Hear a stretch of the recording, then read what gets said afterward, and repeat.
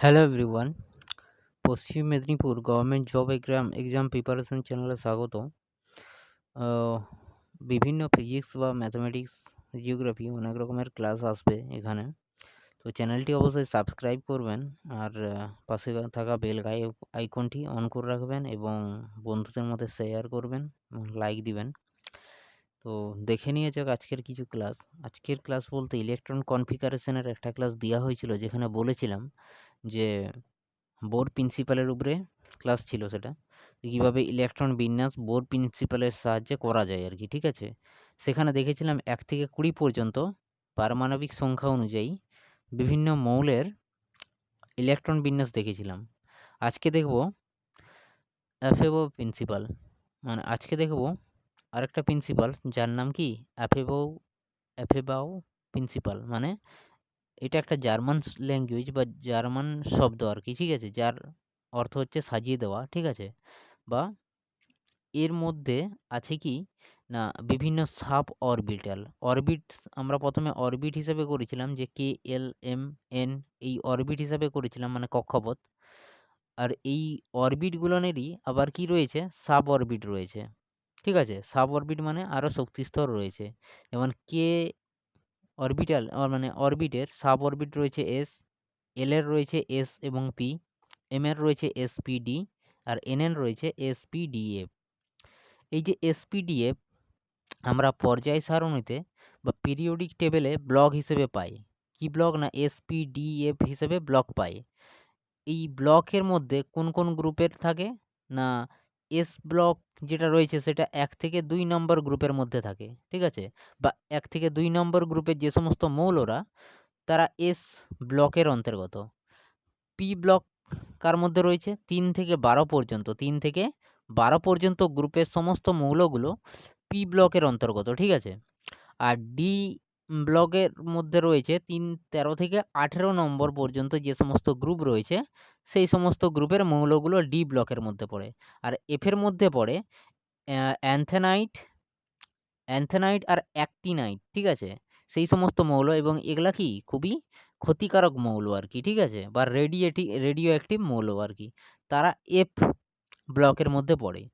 এইবারে SPDF এর মধ্যে এস যে কক্ষপথ বা শক্তি স্তরে, সেখানে 2টো করে ইলেকট্রন থাকবে, মানে 2টা ইলেকট্রন এস কক্ষপথে থাকতে পারবে, ঠিক আছে। এস কক্ষপথে কটি, মানে এস যে সাব অরবিটাল রয়েছে, শক্তি স্তর রয়েছে, সেখানে কটি ইলেকট্রন থাকবে, 2টি। আচ্ছা, পি শক্তি স্তরে কটা থাকবে, 6টি। আর ডিতে থাকবে 10টি। আর এফে থাকবে কি 14টি। এটা হচ্ছে সাধারণ একটা নিয়ম, ঠিক আছে। এটা একটা সাধারণ নিয়ম।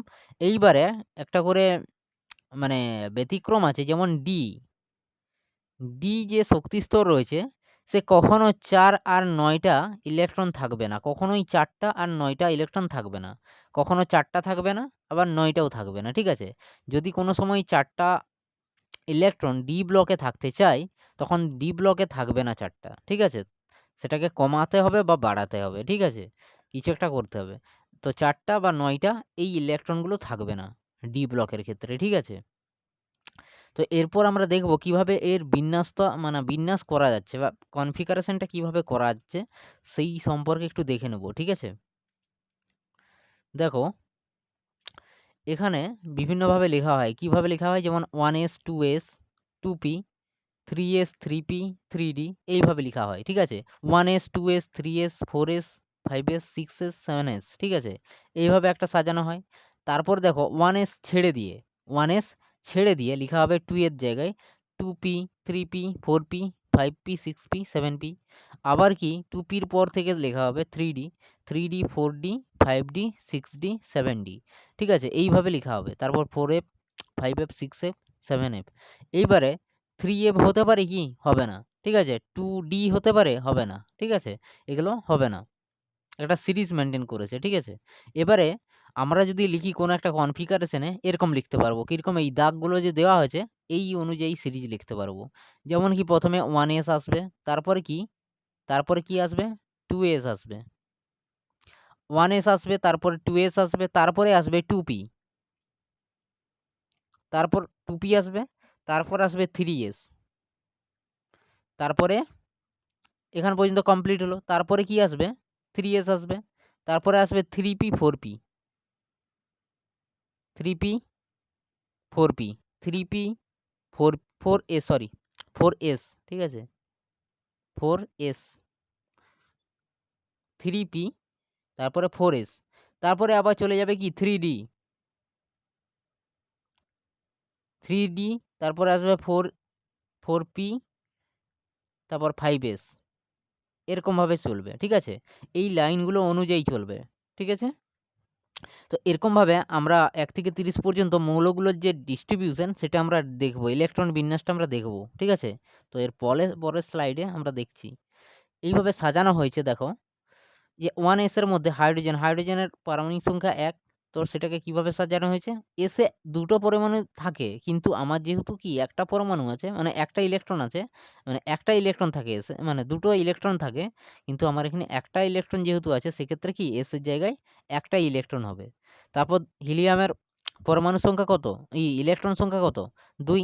সুতরাং যেহেতু s শক্তি স্তরে কটা থাকে? 2টা ইলেকট্রন থাকতে পারে। সেহেতু এখানে একটাই শুধু 2 এর মানে s এর কাছেই 2টো ইলেকট্রন থাকবে। তারপরে লিথিয়ামের 3, 1s হয়েছে, তারপর 2s হয়েছে, 2s এর কাছে 1, ঠিক আছে? এই যে এই 2s বলছি, ঠিক আছে?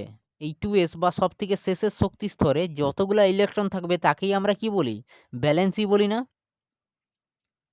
শেষ কক্ষপথে যতগুলো মানে শক্তি স্তরে যতগুলো ইলেকট্রন থাকবে তাকে কি বলা হয়?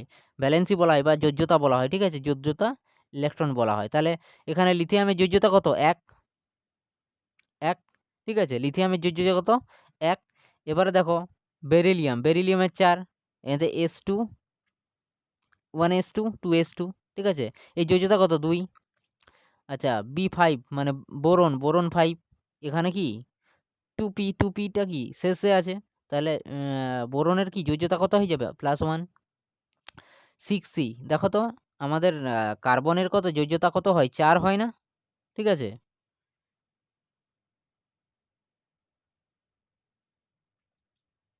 দুইটা,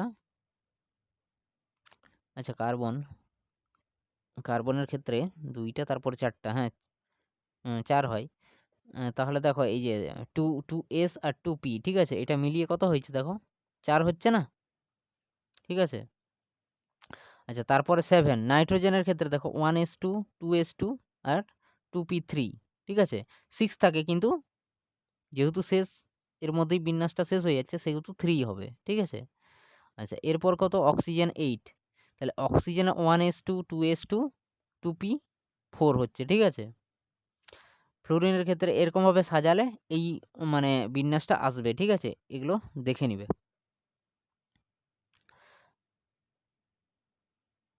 আচ্ছা, তারপরে যত পারমাণবিক সংখ্যা বাড়তে থাকবে তত একটু জটিলতা বাড়বে, ঠিক আছে? দেখো, এবারে সোডিয়ামের ক্ষেত্রে কি হচ্ছে? 1s2, 2s2, 2p6, 3s1, এটা হচ্ছে শেষ।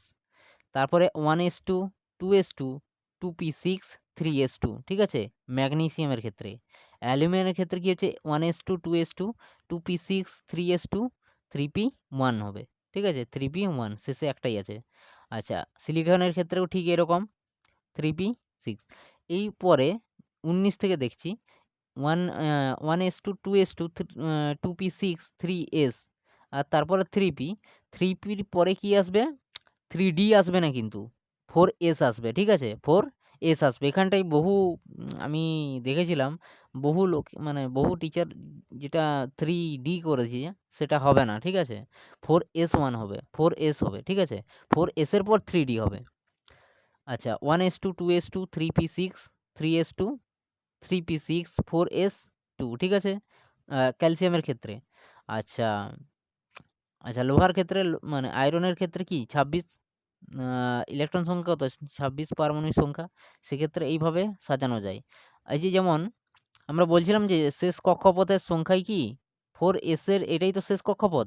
এর যোজ্যতা মানে এর যতগুলা ইলেকট্রন থাকে সেটাই কি থাকে? এর যোজ্যতা। তাহলে লোহার যোজ্যতা কত? 2। লোহার যোজ্যতা 2, 2টা ইলেকট্রন অংশগ্রহণ করে।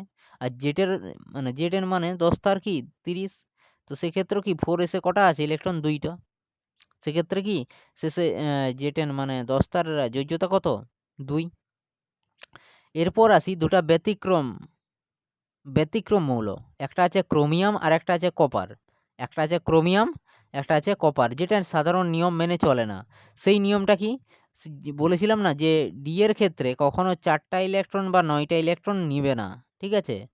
4 টা ইলেকট্রন বা 9 টা ইলেকট্রন নিবে না। সেক্ষেত্রে কি হবে দেখো, এখানে বিন্যাসটা দেখিয়েছি 1:2:2 2p6, এখান পর্যন্ত 10 টা হচ্ছে, 3s2 12 টা হলো, 3p6 12 6 18 টা হয়ে গেল। তাহলে আর কটা থাকে? 6 টা থাকে। এবারে 6 টার মধ্যে যদি আমি 4s2 করে দিই তাহলে আর 4 টা থাকে। কিন্তু 4 তো ডি নিবে না।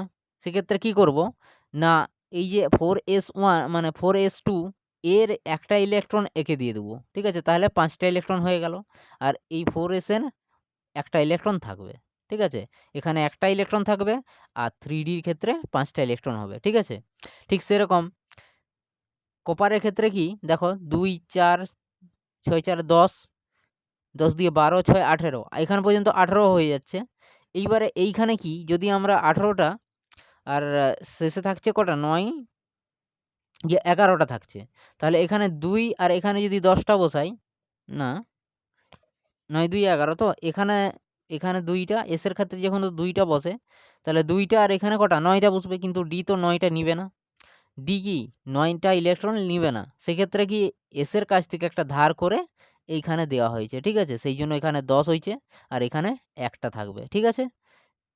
এটা হচ্ছে এক্সেপশন। ঠিক আছে? যে ব্যতিক্রম আরকি কপার আর ক্রোমিয়ামের ক্ষেত্রে।